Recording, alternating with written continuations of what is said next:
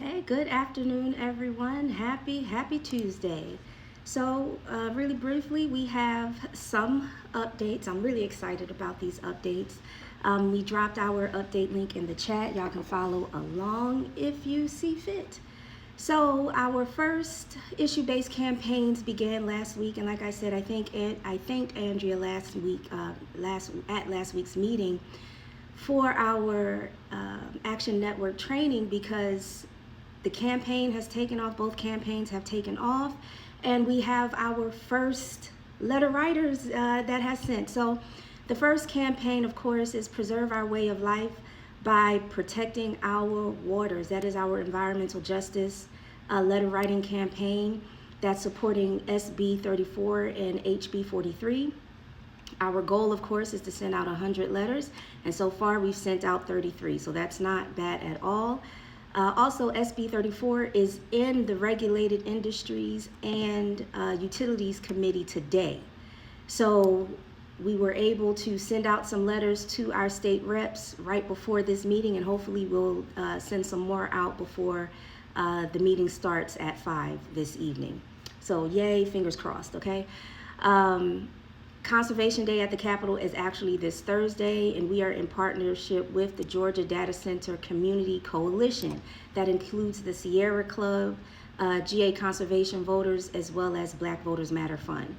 So again, totally excited to have received that training and able to get our issue-based letter writing campaign for environmental justice started. The next issue-based campaign was Community Health Policy is public policy that saves lives. This letter writing campaign, of course, is our reproductive justice campaign supporting SB 263, SB 291, as well as, am I saying SB or H? HB 263, HB 291, HB 350. There we go. So supporting those three bills, our goal was to send out 100 letters. So far, we've sent out 12. That's okay because we have a little bit more time because Infant Emergency Preparedness Day at the Capitol isn't until March 9th. So we have just a little bit more time, and I'm prayerful that that will get revved up and we'll have some more letters sent out before then. Our partners for our Infant Emergency Preparedness Day at the Capitol, of course, is Kari Cares, CPR Wraps, Maternal World Health, Social Change, March of Dimes, Publix, Amplify GA, and Black Voters Matter Fund. So I'm just honored to be a part of all of these organizations that are groundbreaking and doing some really, really good work here in the state of Georgia as far as, again, pushing our public policy forward. Aside from that, we do have another issue-based campaign at the county level. So this is our Land and Water Conservation in Henry County initiative. So we do have infographics and activity sheets for the little ones that are available.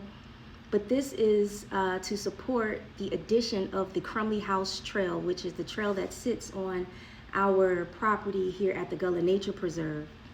We are working with Henry County Transportation Development to add this trail to Henry County Parks and Recs trail system. So Henry County government has a plan to connect our trailways across the county and then inter-county, if you will. So connecting Henry County to DeKalb County. So ideally by 2050, Henry County wants green spaces to connect so that we could essentially walk a trail along riverways, forest ways from Henry County, all through Henry County and into DeKalb County, which is pretty awesome because then we're connecting mountain systems as well. So Henry County, we have, I can't even think of the name of the mountain. Amicola, I can't even pronounce the name of the mountain. But we're I'm connecting that mountain with Panola Mountain in DeKalb County. So connecting mountain systems as well as riverways as well as forest. It's a pretty big initiative, and I love it. So far, our goal is to get 500 signatures on this survey, which is access to more green spaces in Henry County. We have 12, but that's okay. We have a lot more time. We're getting ready for the T-SPLOST vote in December. So we have a number of campaigning opportunities, community engagement opportunities that will secure these signatures for the survey by November. So we're okay on that. And then tonight, of course, we have our Roots of Resistance Gullah Geechee Land, Food, and Environmental Justice course that starts this evening. This is the flagship course. It's an 8-week course of a 3-course program over the year. It's a ground-based certifying program. So we are looking to certify more land stewards within the state of Georgia that can, of course, work the land, protect the land, conserve the land, and waterways as well. So we do have a teachable moment, though, right now. So while the Senate was on the floor, we had Senator Jason Dickerson. He's out of District 21.